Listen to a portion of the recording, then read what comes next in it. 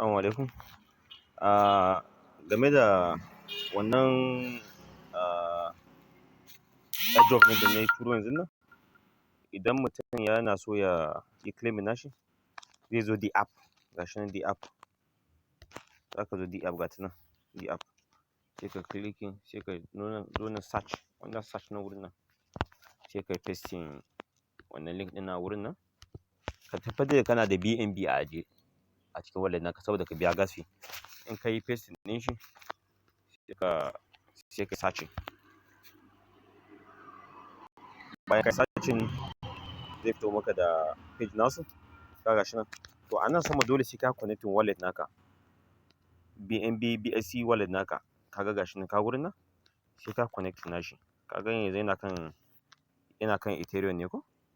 Sai ka connecting nashi. Sai ka connecting nashi. Ya zo kan smart chain.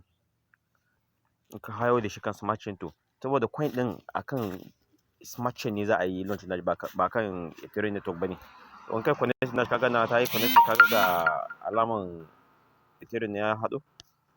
Sai ka sauko, sai ka ce claim airdrop. Ka ga shi nan. Sai ka claim airdrop ɗin. Sai ka claim nashi.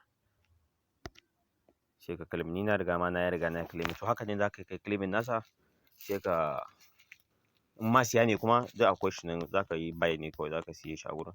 Ka ga ta, ka clicking buy ɗin. Insha Allah.